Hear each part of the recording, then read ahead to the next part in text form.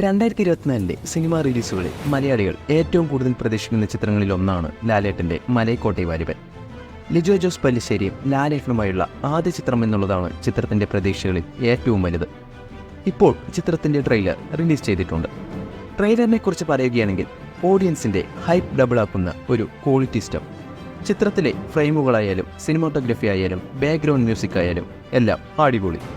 ബ്രിട്ടീഷുകാരുടെ ക്രൂരതയിൽപ്പെട്ട് വലയുന്ന ഒരു കൂട്ടം ജനങ്ങൾ അവരുടെ രക്ഷകനായി വാലിബൻ അവതരിക്കുന്നു.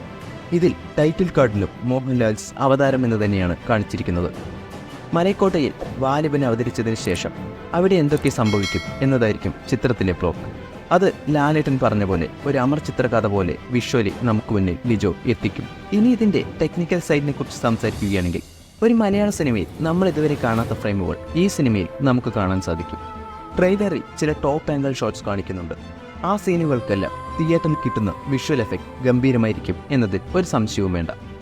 പിന്നെ ഇതിൽ വരുന്ന ബാക്ക്ഗ്രൗണ്ട് സ്കോറെല്ലാം നന്നായിരുന്നു. എവിടെയൊക്കെയോ ഒരു കൗബോയ് മ്യൂസിക്കൽ ടച്ച് ഉള്ളതുപോലെ തോന്നി.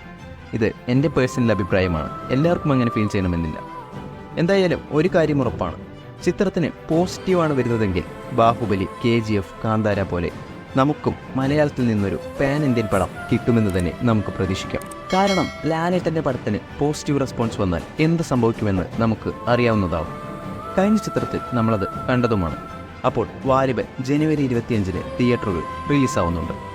ഈ ട്രെയിലറിൽ നമുക്ക് കിട്ടിയ ഇതേ quality stuff cinema through out നമുക്ക് കിട്ടുമെന്ന് നമുക്ക് പ്രതീക്ഷിക്കാം. നിങ്ങൾക്ക് ട്രെയിലർ കണ്ട് എന്താണ് തോന്നിയത് എന്ന് കമൻറ്റ് ചെയ്യുക. ചാനൽ ആദ്യമായാണ് കാണുന്നതെങ്കിൽ സബ്സ്ക്രൈബ് ചെയ്യാൻ മറക്കരുത്.